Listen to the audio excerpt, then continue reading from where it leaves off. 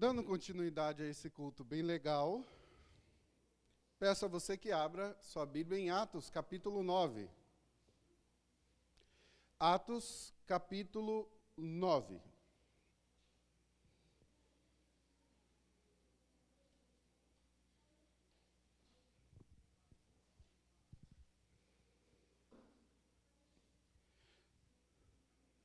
Atos 9, que leremos do verso 10 ao verso 19.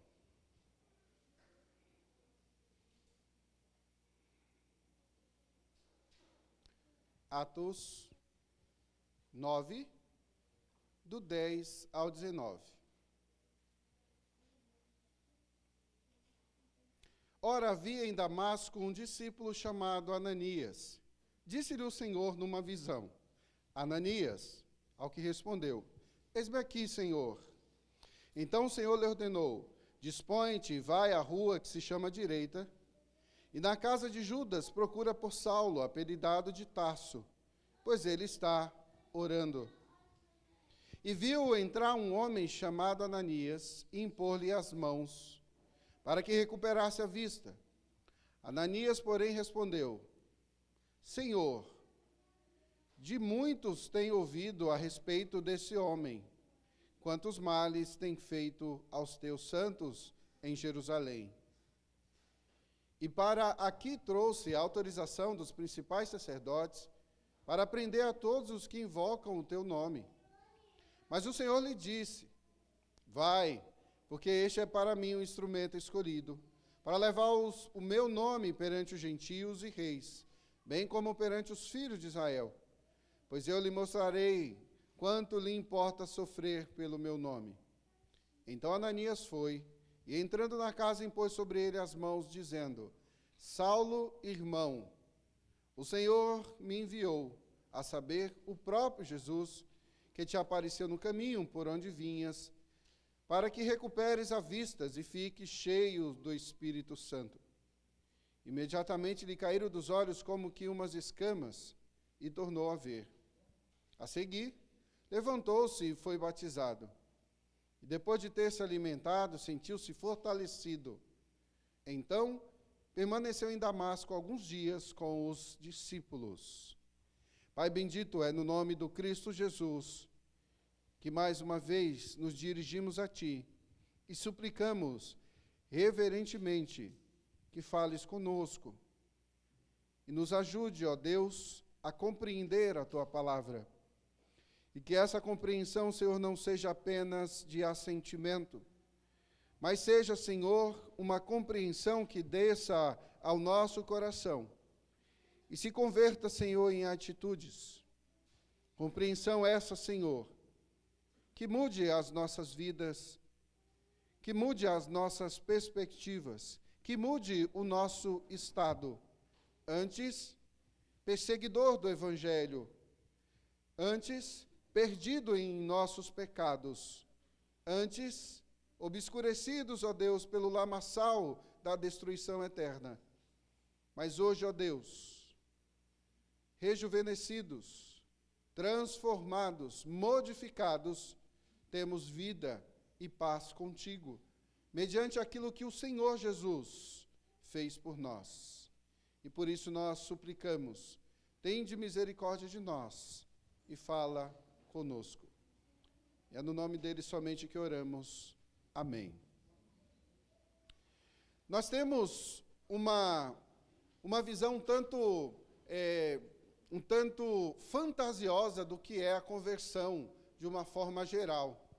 Geralmente, temos a ideia de conversão como algo espetacular, no sentido mais literal da palavra, como um grande evento. Conversão só é verdadeira quando você tem alguns elementos.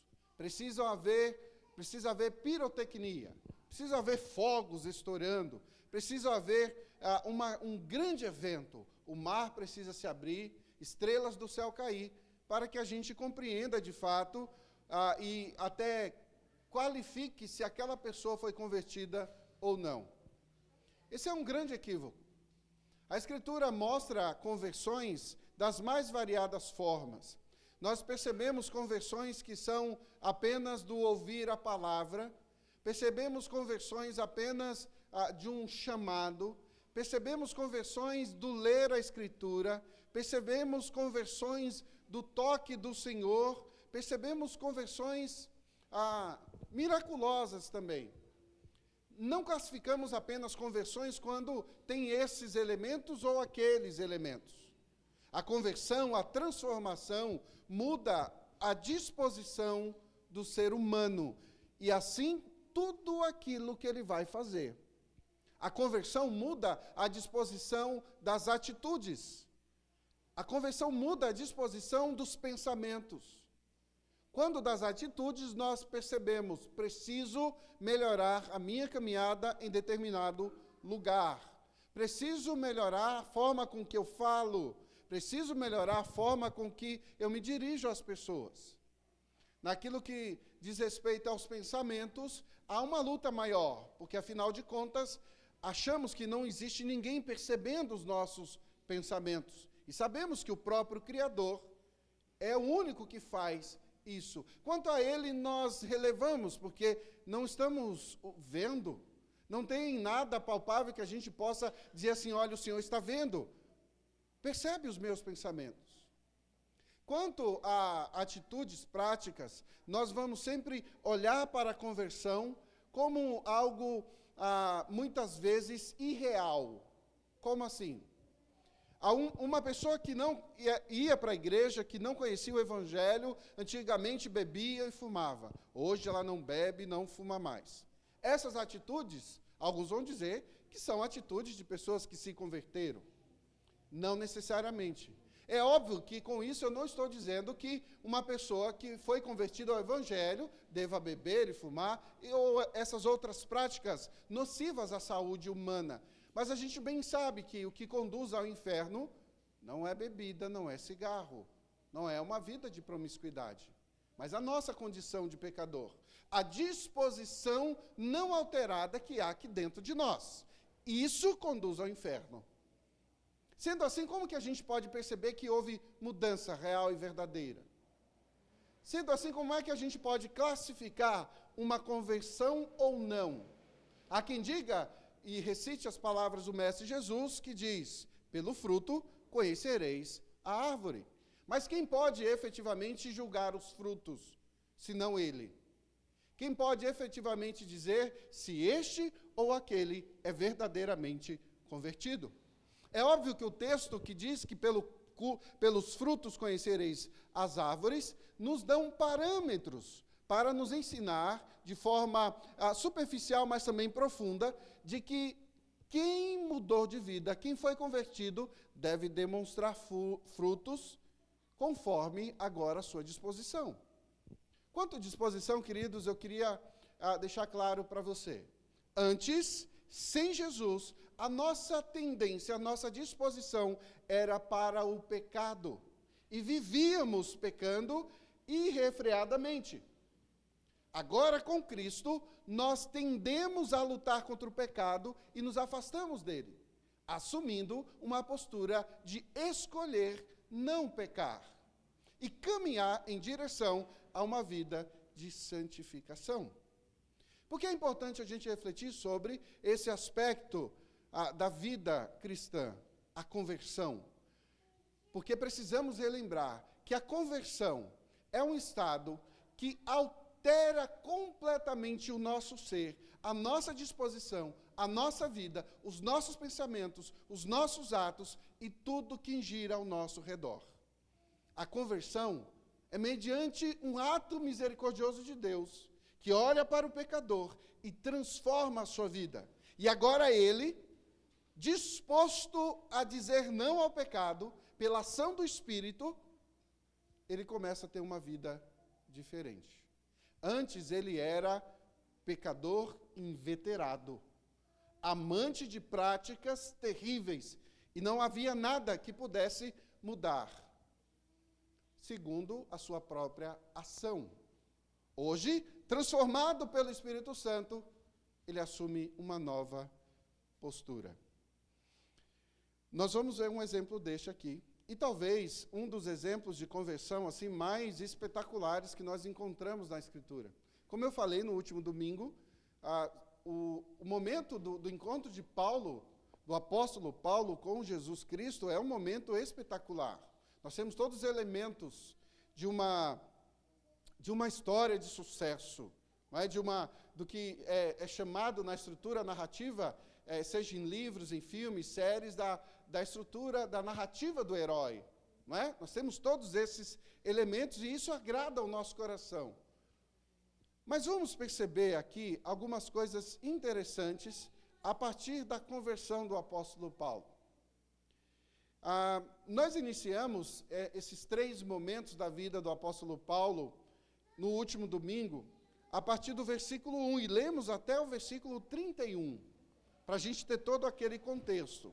E nós vimos também que neste momento aqui, vemos a perseguição aumentando. Né? Nós temos todo um aparato social, político, religioso para combater o cristianismo.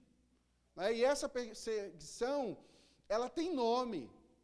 Essa perseguição é personificada no apóstolo Paulo.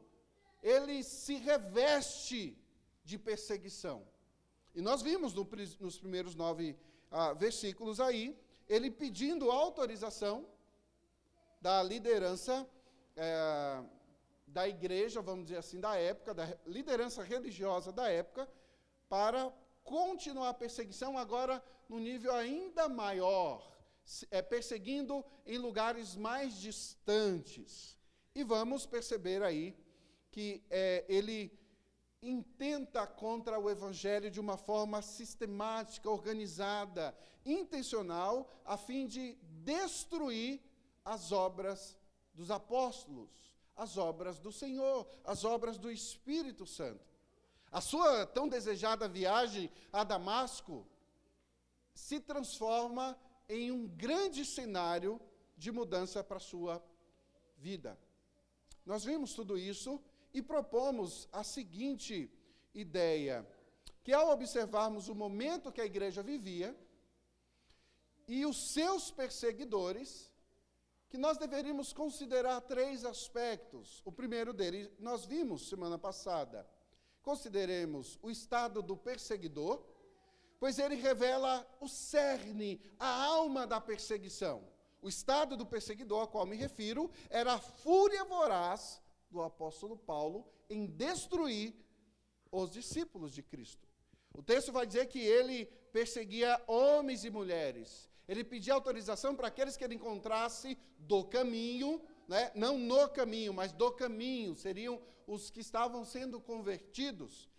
Ele pediu autorização para prendê-los e arrastá-los. E nós vimos que o jovem Saulo já fazia isso há muito tempo, se não efetivamente, mas presencialmente e como que chancelando, autorizando a morte do primeiro grande mártir, Estevão. A gente viu isso no capítulo de número 8.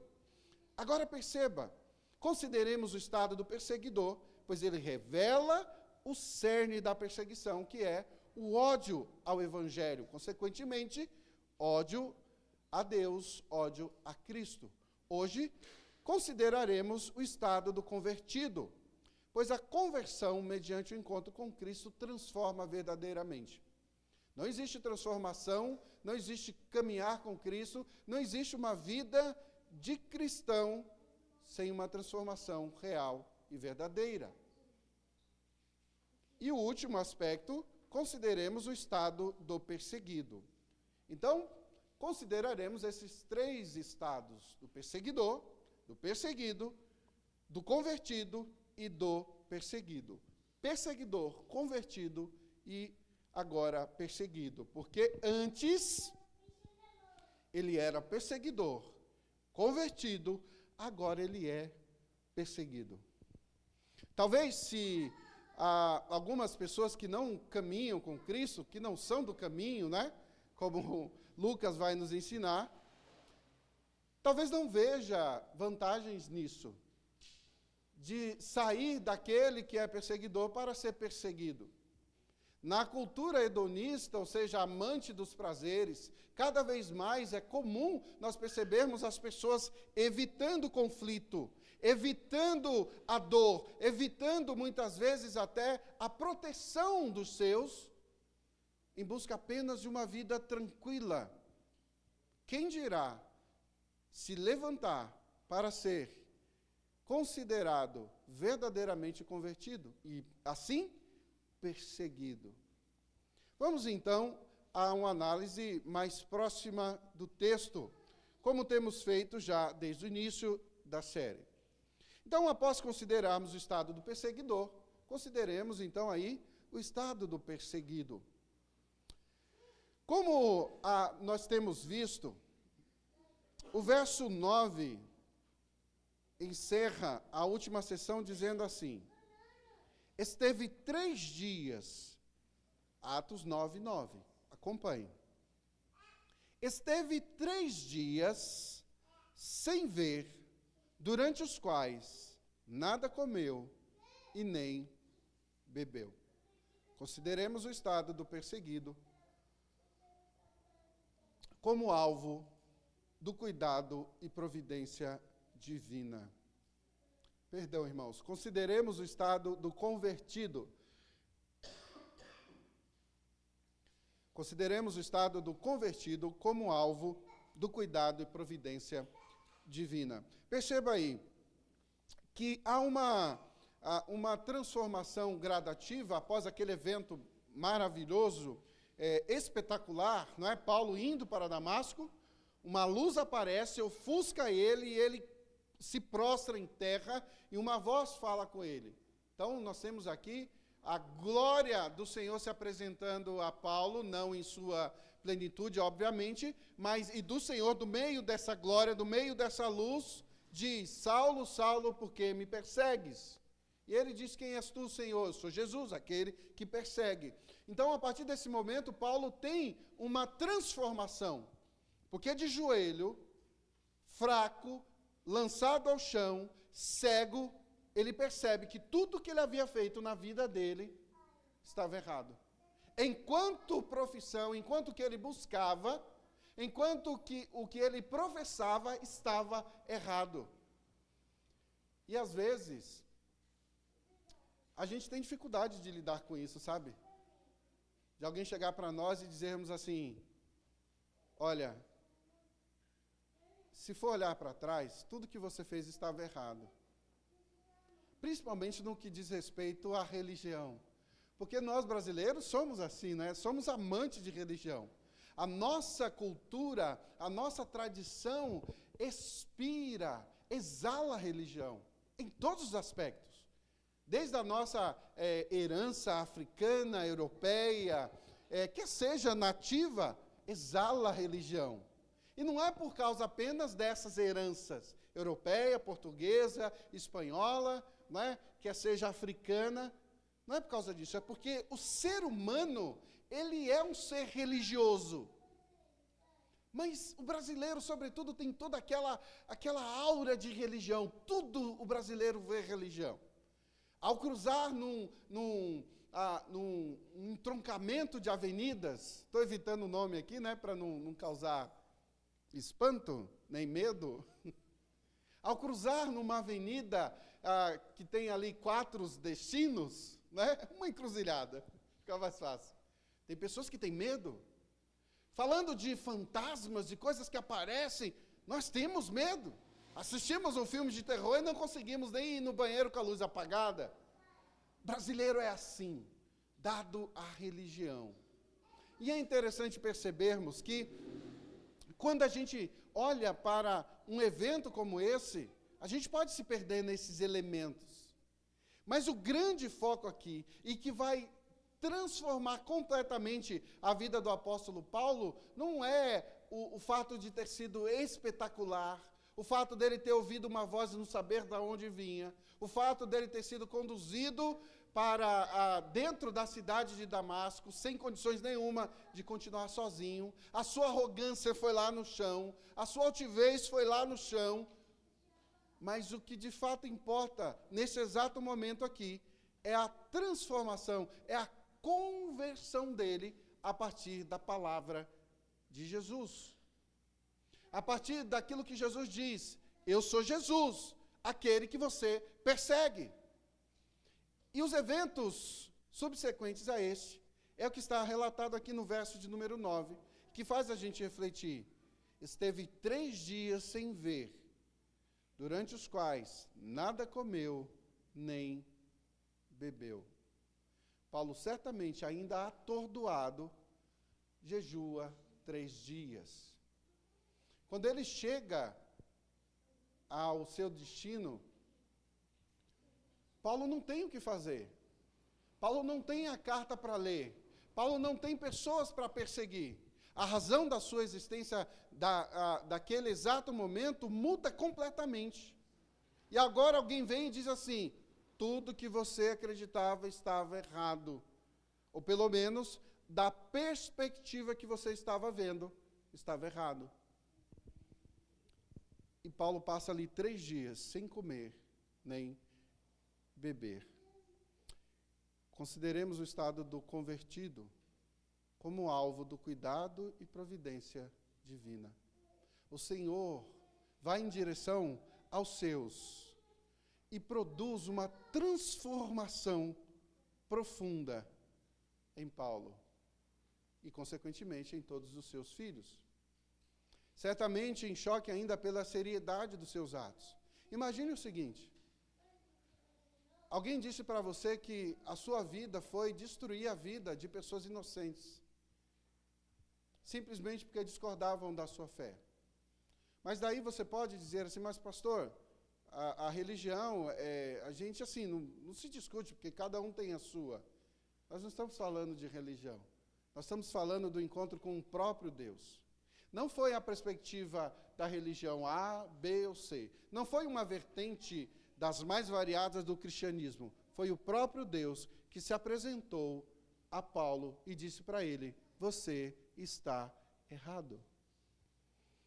Lá na frente, a partir do capítulo 20, se não me falha a memória, o próprio Paulo vai dizer que Jesus disse, que o texto deixa claro que é como se ele estivesse dando um murro em ponta de faca. É como se ele estivesse batendo com a cabeça no muro de concreto. É como se ele estivesse esfregando a sua cara no asfalto repetidas vezes.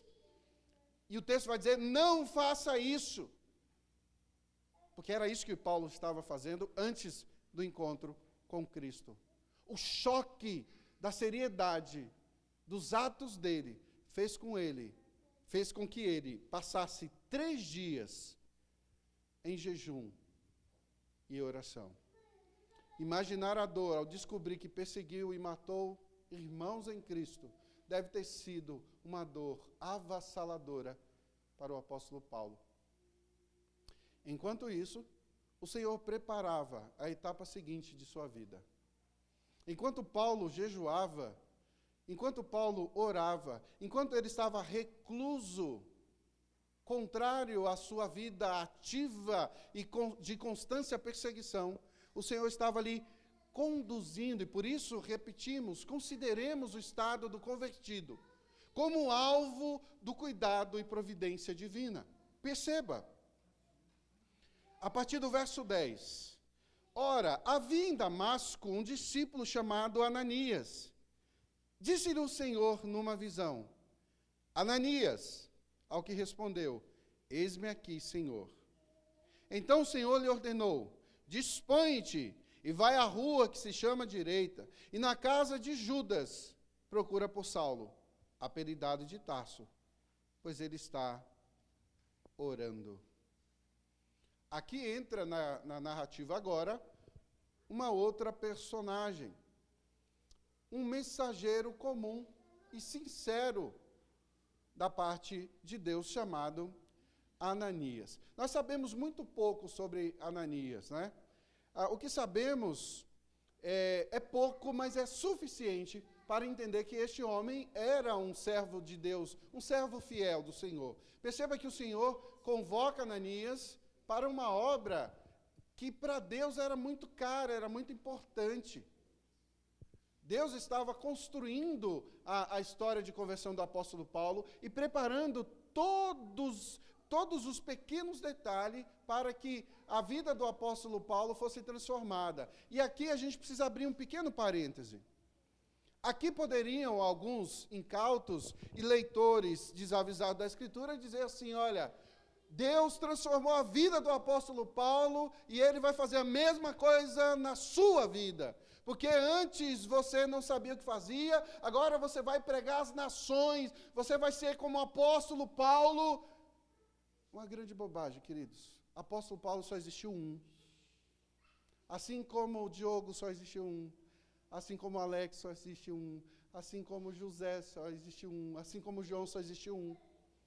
E as pessoas vão focar nisso, achando que ser como o apóstolo Paulo é o que importa.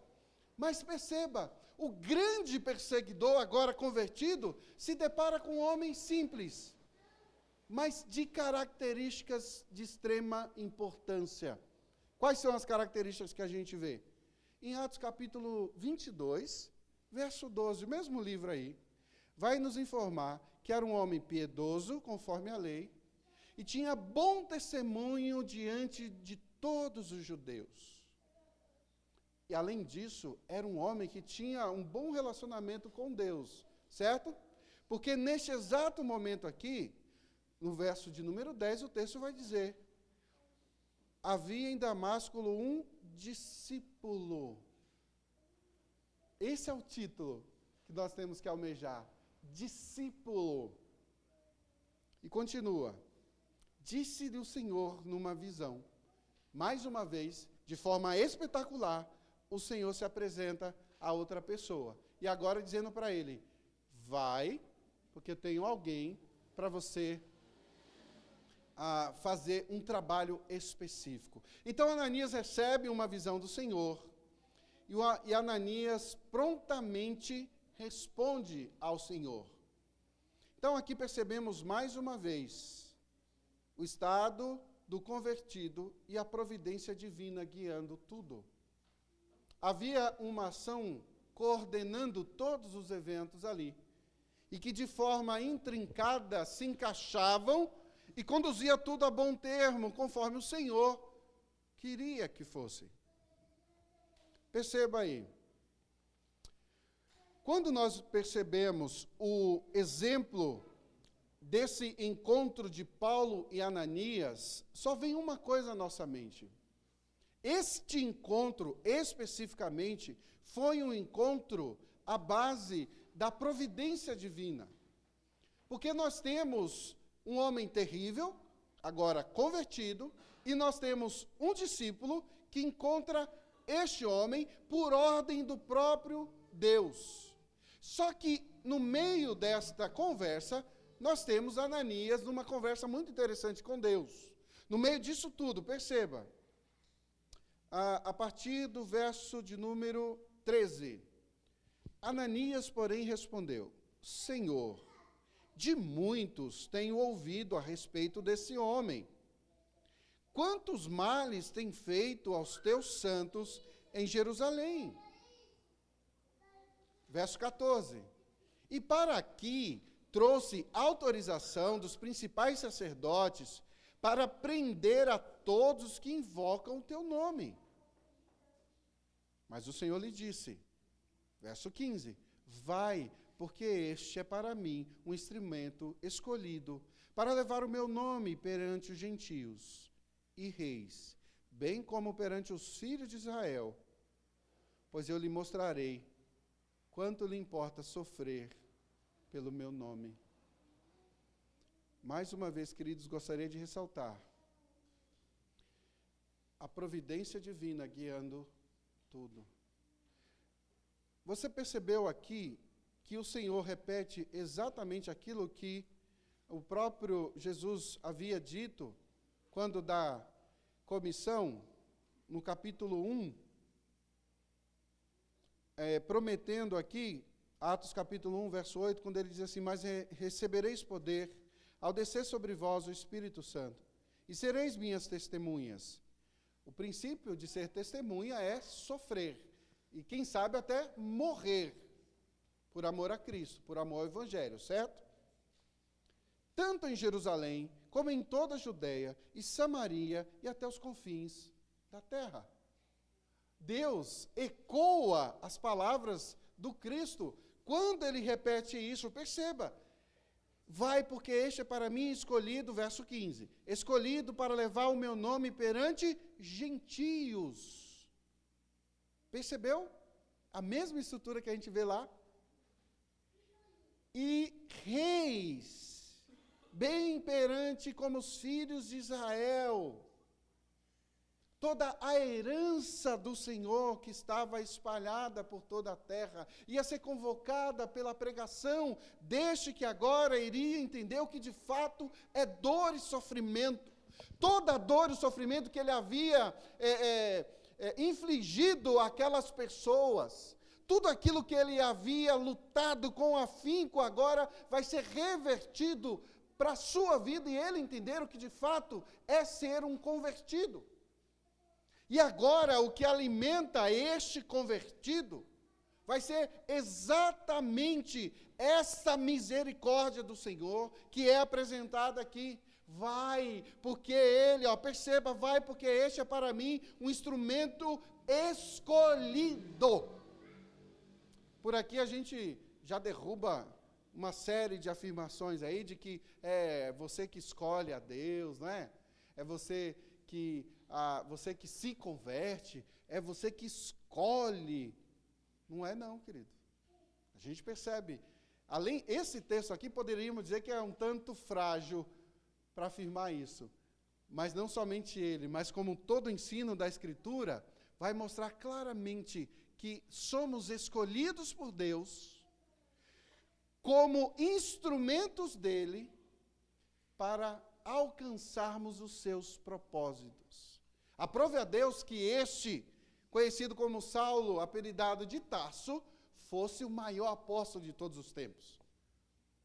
Aprove a Deus que eu e você fôssemos membros da igreja do Parque Veredas. E aqui trabalhando para anunciar o Evangelho a todos aqueles que ele apresentar a nós. Nós fomos escolhidos, assim como o apóstolo Paulo, para sermos instrumentos do Senhor. Percebeu a importância do que está acontecendo aqui? Aqui é dado o start para aquilo que viria a ser uma transformação ainda maior.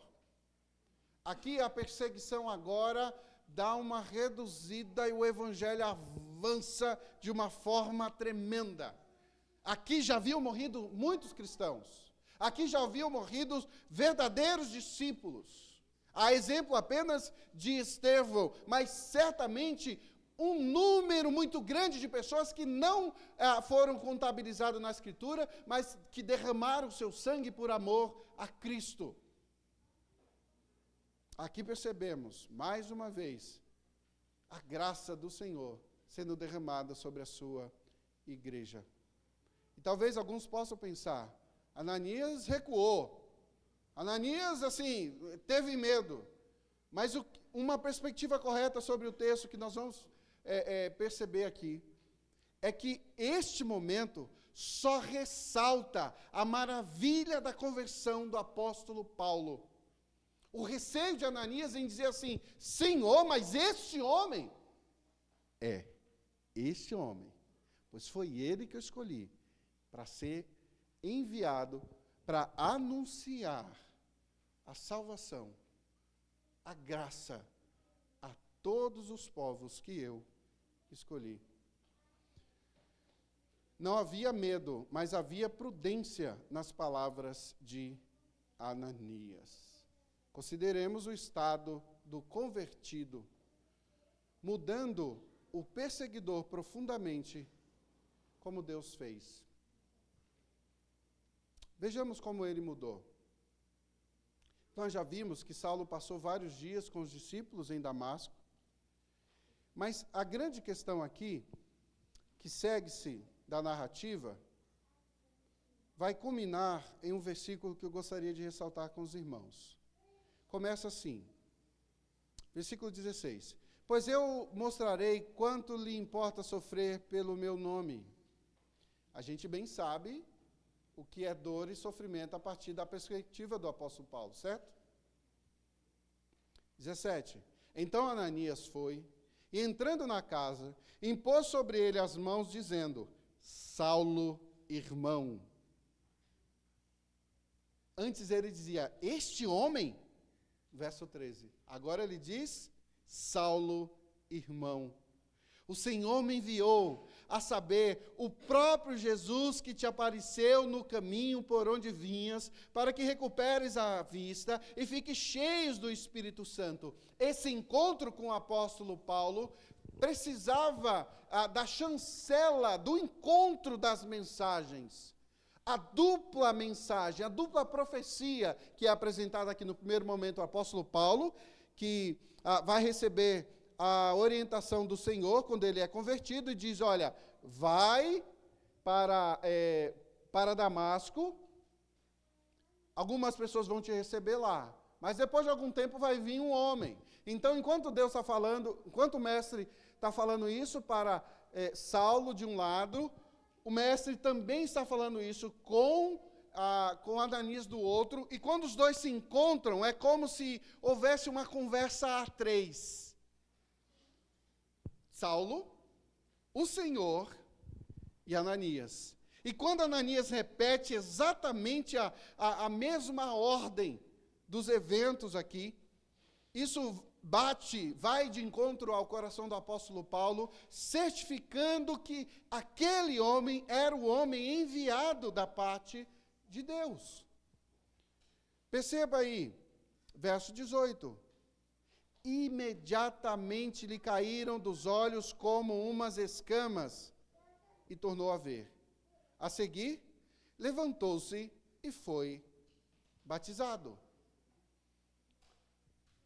Ananias é enviado exatamente para isso, para corroborar as palavras do Senhor, para curar o apóstolo Paulo. E quando isso acontece, a primeira ação do apóstolo Paulo, que nós percebemos aqui, depois dessa transformação, perceba, encontro com Jesus, conversão. 3 dias de jejum e oração, reflexão profunda, percepção do seu estado anterior de podridão.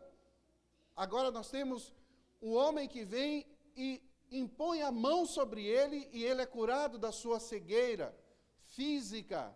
Simbolicamente, a cegueira que já havia sido curada pelo próprio Cristo, a cegueira espiritual, e ele abre os seus olhos, e é derramado sobre ele o símbolo da remissão, o símbolo da transformação, o símbolo da purificação, o batismo.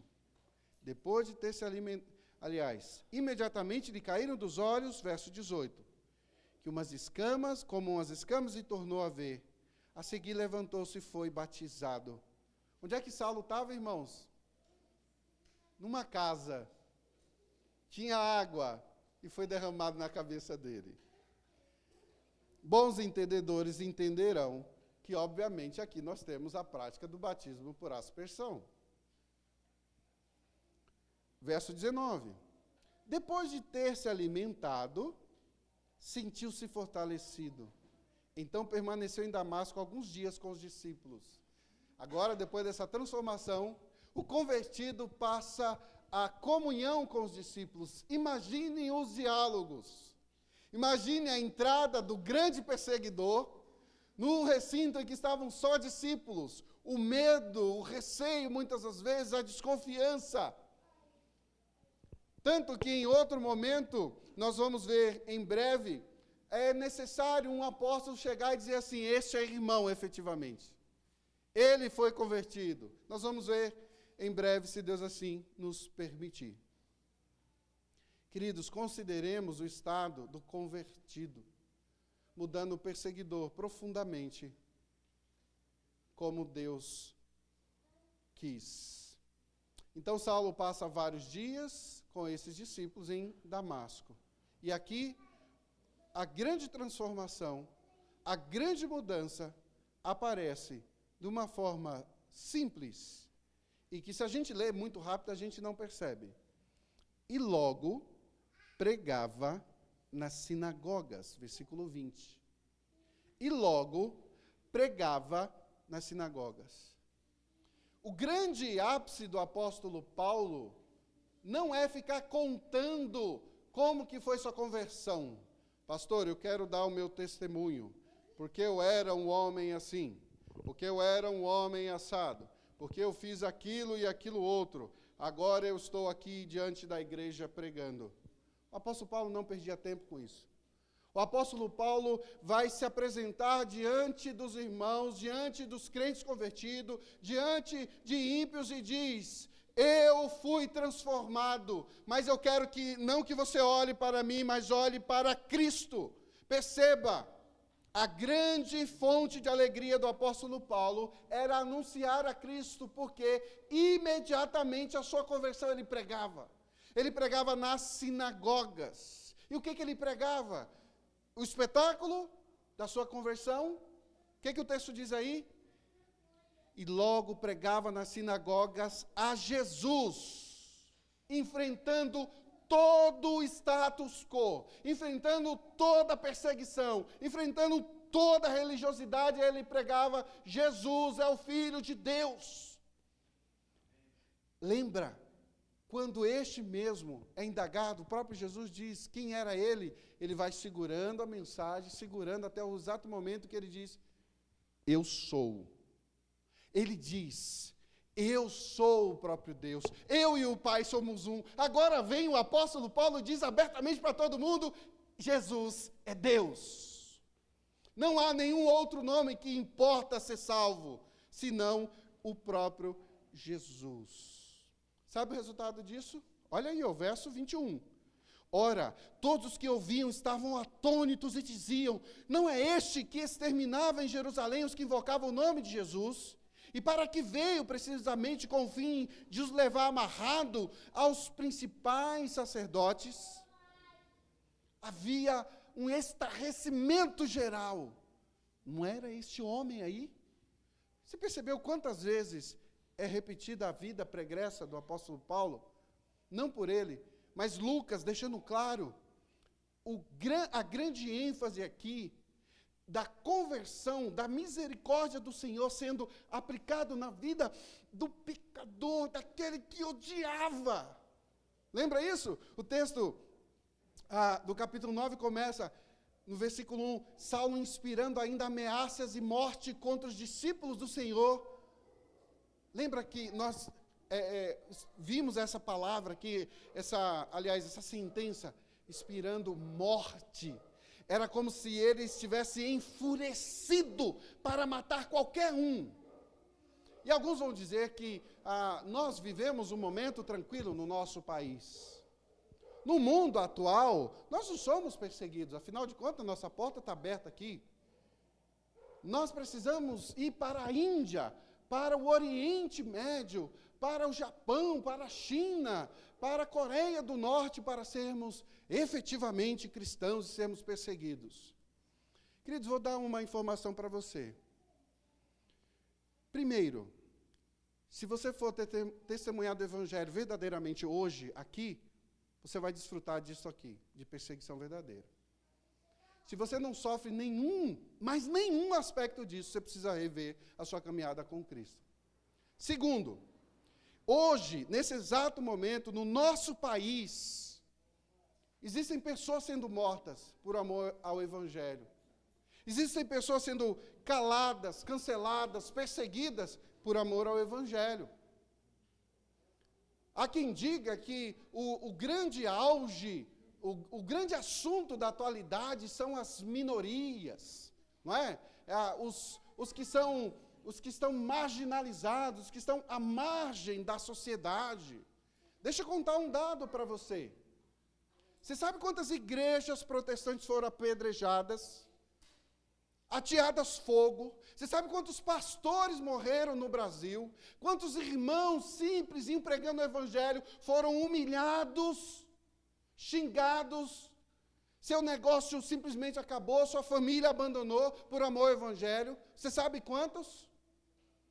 Centenas de milhares de pessoas que morreram por amor ao Evangelho.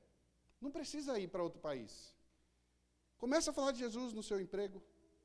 Comece a falar de Jesus lá no seu negócio. Estampe lá, Jesus é o Senhor, lá na sua loja.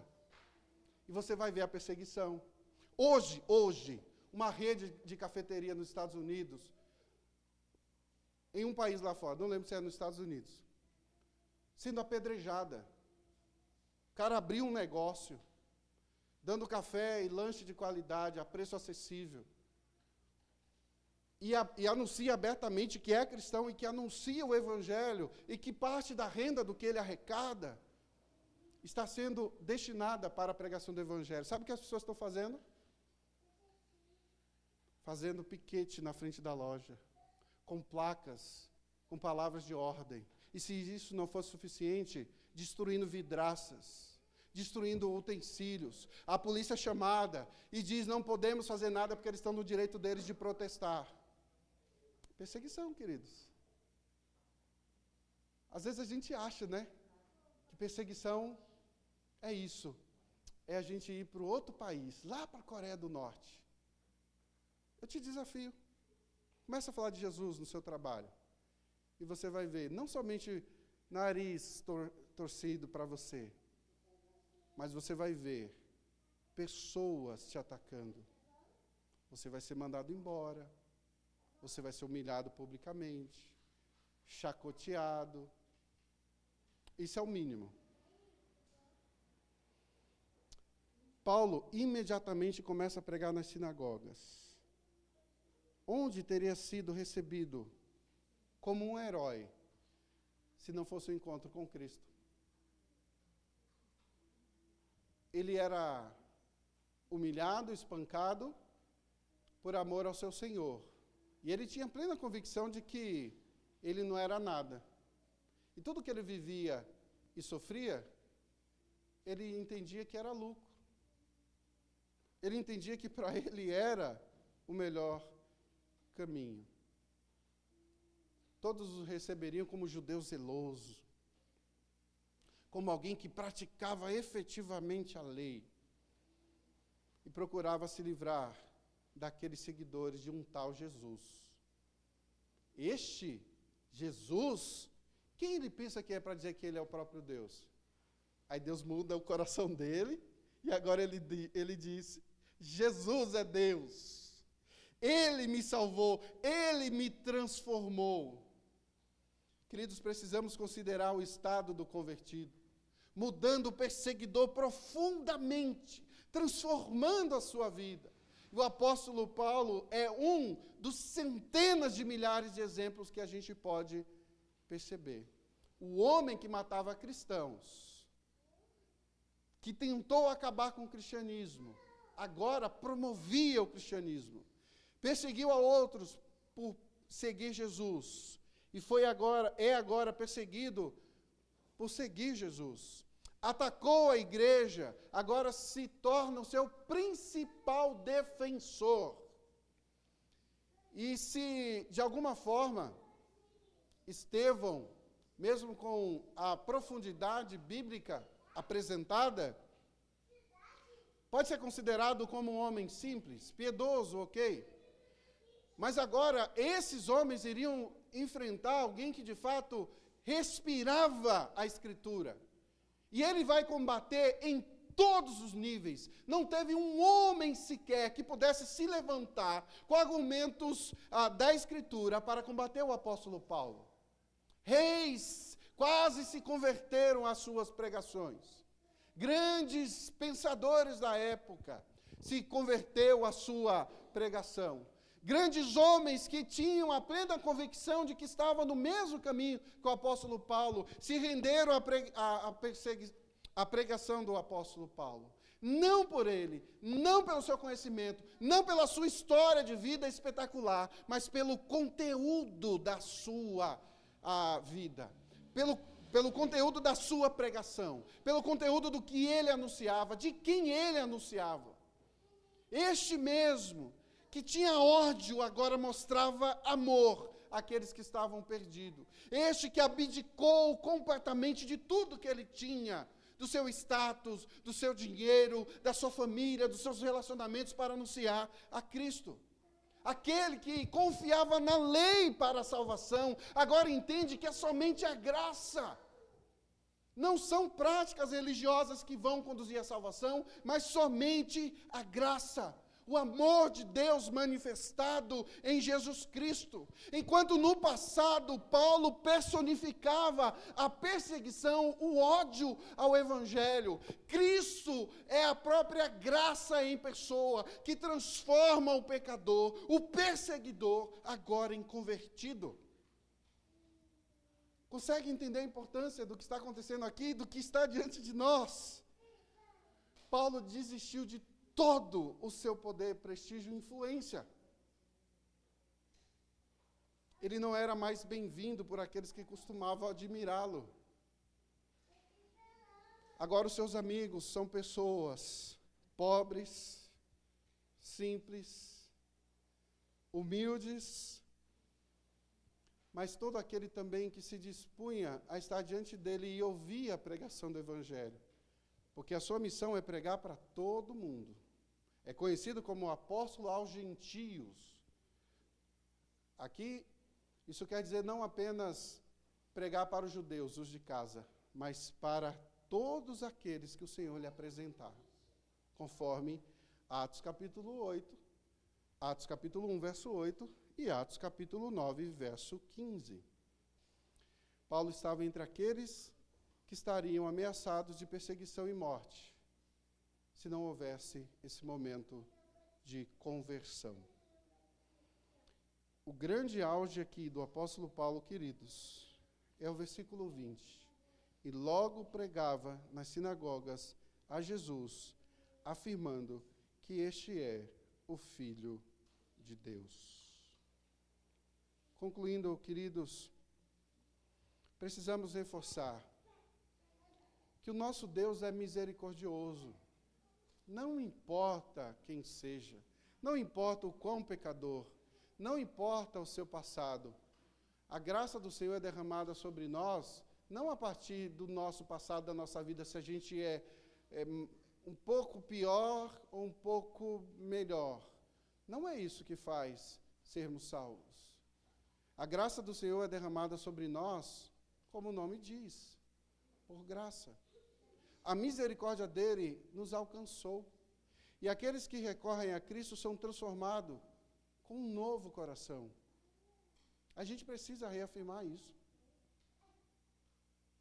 Nesses dias, sobretudo, a gente precisa reafirmar isso. É só Jesus que salva. É só Jesus que transforma. É a graça de Jesus que nos faz caminhar, como diz a música. Eles veem as coisas de forma diferente e buscam a glória de Deus em vez da sua própria. Percebeu a diferença? Há uma disposição interna, profunda, terrivelmente poderosa, que nos impele a termos uma vida diferente. O cristão inalterado é uma contradição de termos. Sabe, aquela pessoa que até vai para a igreja, assim, mas falta alguma coisa, falta conversão. Falta Jesus. Não tem como a gente tem visto aí, né, muito famoso, muitos famosos, né, dizendo eu sou evangélico, mas a profissão é garoto de programa. Antes cantor na igreja, agora é homossexual declarado. Ops, não pode falar. Declarado. Uma tragédia, esse rapaz que antes cantava na igreja e agora está aí perdido. Dizendo que o que importa é o relacionamento dele com Deus, não tem Jesus na vida dele. A história pode não ser tão dramática. Sabe? A minha história, a sua história pode não ser tão dramática quanto do apóstolo Paulo. Quanto a essa mudança que ocorreu na sua vida e que é registrada nas páginas da Escritura. Você nunca vai ter a sua história de conversão registrada nas páginas da Escritura com seu nome. E sabe o que isso importa? Nada. Porque o meu e o seu nome está registrado no livro da vida. O encontro com Cristo, queridos, transforma o perseguidor em convertido e faz com que a sua vida seja completamente diferente. Crianças, louvem a Deus pela misericórdia dele derramada na vida de vocês, na vida dos pais de vocês. Adultos, não perca de vista a sua conversão. Não perca de vista o que Jesus fez por você. Não foi algo simples, não foi algo corriqueiro e comum. Não quantifique ou qualifique a sua conversão com eventos espetaculares, porque a gente gosta de contar histórias, não é? Mas entenda que o que foi feito na sua conversão, a estrela não é você, a estrela não foi o apóstolo Paulo, a glória que brilhou não foi a do perseguidor, mas a glória que brilhou foi do próprio Jesus.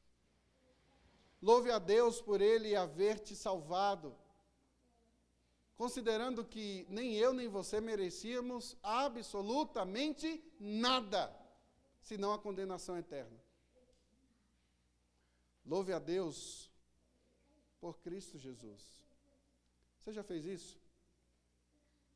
Qual foi a última vez que você disse, Deus, obrigada por Jesus? Obrigada pela minha conversão, pela minha transformação. Obrigado porque o Senhor olhou para mim com um olhar de misericórdia e transformou a minha vida.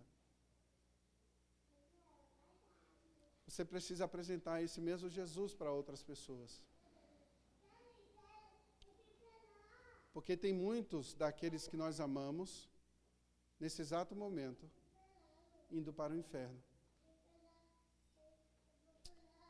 E a grande desgraça aqui, irmãos, não é arder por toda a eternidade. Mas a grande desgraça é estar longe de Deus por toda a eternidade. Aquele que dá sentido às nossas vidas, que dá completude, que tira as escamas dos nossos olhos e faz a gente enxergar muito além. Que esse mesmo Senhor nos abençoe e continue tendo misericórdia de nós. Oremos. Obrigado, Senhor.